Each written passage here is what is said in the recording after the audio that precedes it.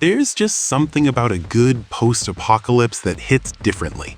Maybe it's the eerie quiet of a dead city, or that specific radiated charm that only survival fans truly get. Welcome back to Magic Game World. The release calendar for the rest of 2026 and heading into 2027 is looking absolutely stacked, with some of the most promising nuclear aftermath games we've seen in years. We've got to start with the big one, Metro 2039. 4A Games is finally taking us back into the Moscow tunnels, and the vibe has definitely shifted. After 25 years of infighting, the Metro has actually been unified, but it's under the thumb of a fanatical Spartan named Hunter.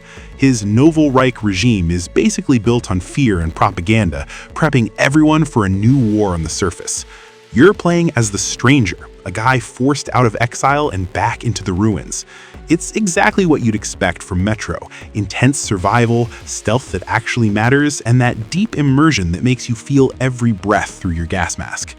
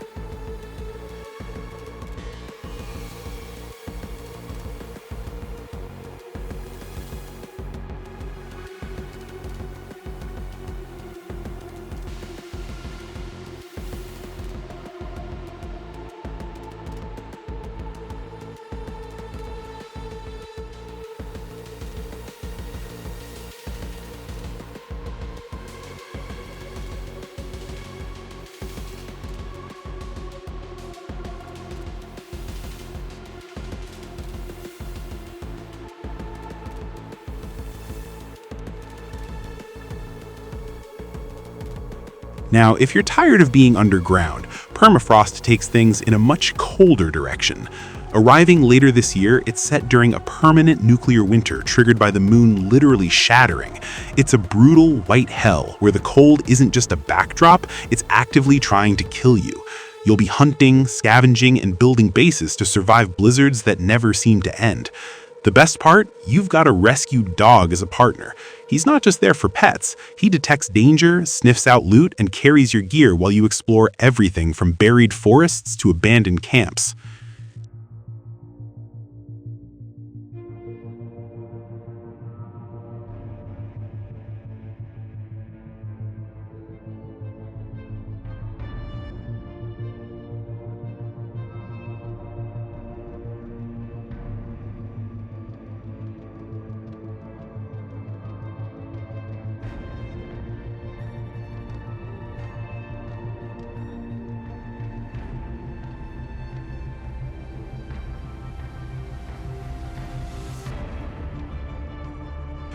If you'd rather deal with heat than frostbite, ExeKiller is the one to watch. It's a retro-futuristic western set in a scorched version of New York. Think 1970s grit meets the apocalypse. You're playing as Denzel Phoenix, a bounty hunter caught in the middle of a corporate conspiracy. What's cool here is the level of freedom. You decide if you're going to be a lawman or a loose cannon. You can go in guns blazing or hack your way through. And you've even got a car, the Appaloosa, to help you traverse the desert. It's all about player choice, right down to how you mod your gear instead of just grinding for XP.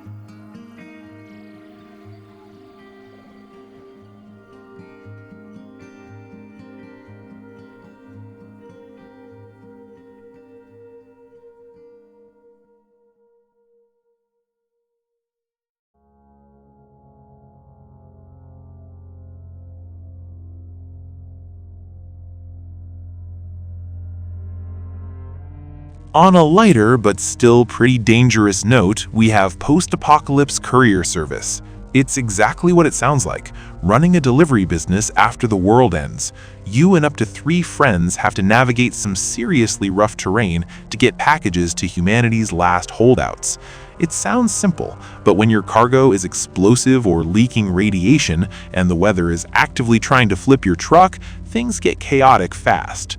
You'll be scavenging for parts to keep your rig running and expanding your service into new zones. Just keep your respirator on. Nobody likes the smell of fresh radiation.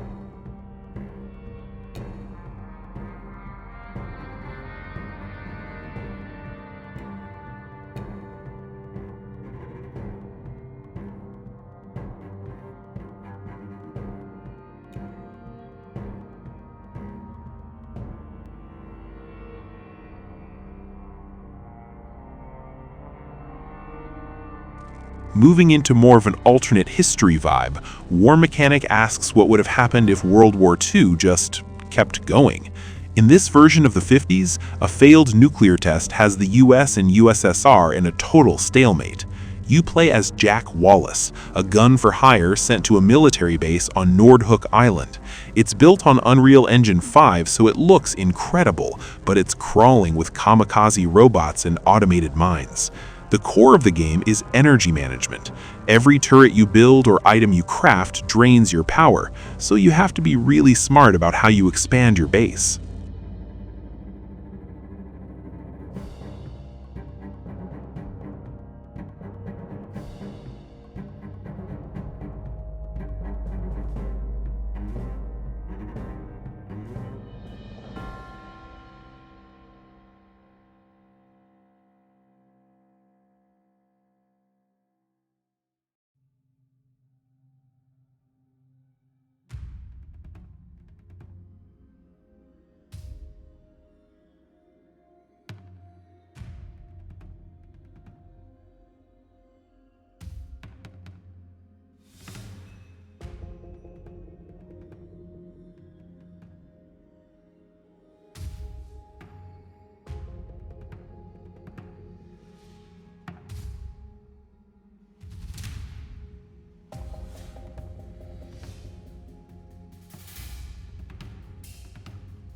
For the purists who live and breathe the zone, Stalker 2 Cost of Hope is the big expansion we're looking at for this summer.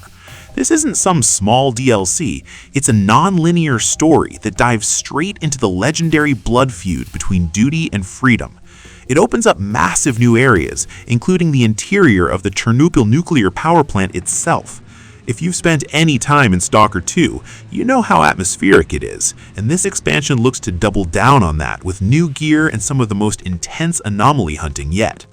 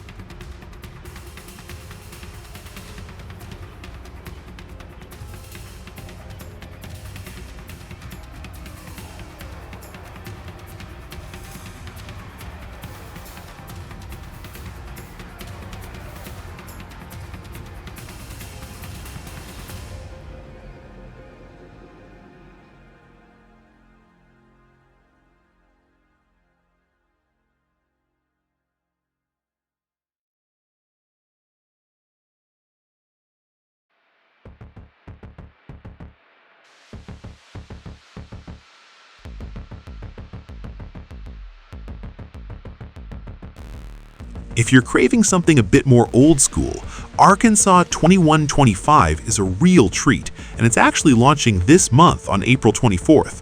It's a love letter to the original Fallout games, an indie, turn-based RPG where you're Thomas, a wanderer looking for a farm restorer to fix the world. It's got that classic isometric feel where your dialogue choices actually have consequences. Each village you visit feels unique with its own problems and factions. It's a passion project from a solo dev, and if you miss deep narrative-driven RPGs where your build actually matters, you're going to want to grab this one.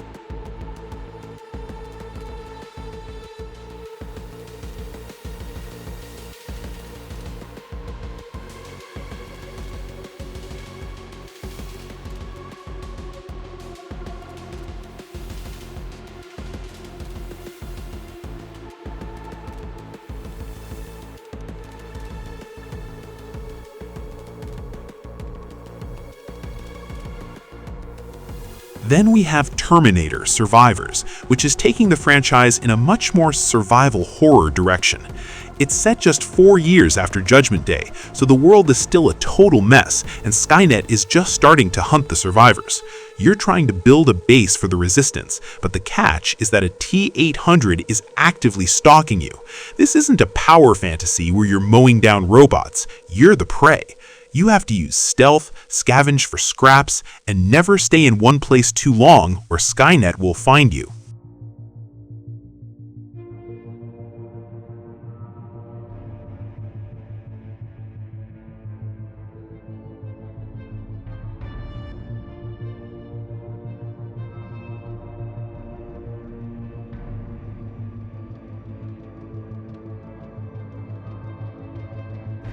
For something a bit more psychological, Glasshouse is a feudal punk CRPG that's basically a lockdown nightmare.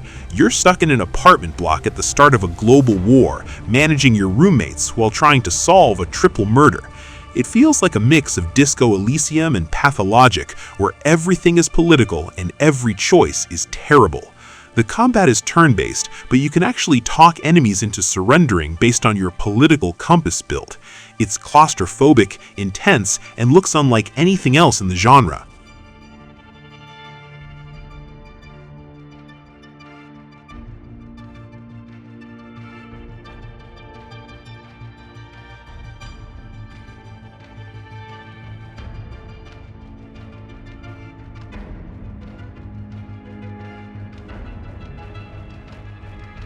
Finally, we've got Ashfall, a massive Eastern-inspired looter shooter heading into 2027.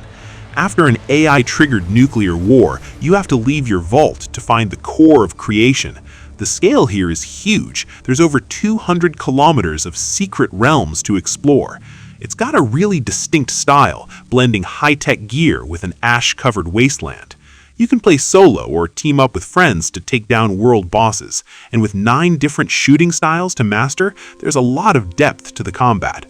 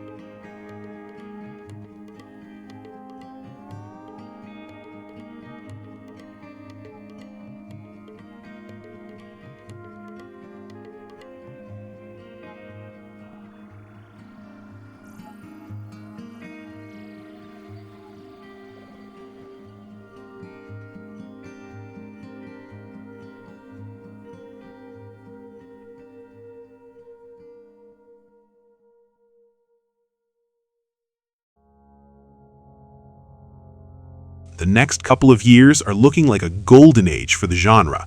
Whether you want to hide in the Moscow tunnels or run from a T-800, there's plenty of wreckage to explore. Let us know which one you're wishlisting first in the comments, and don't forget to like and subscribe for more deep dives into the best upcoming titles. We'll see you in the wasteland.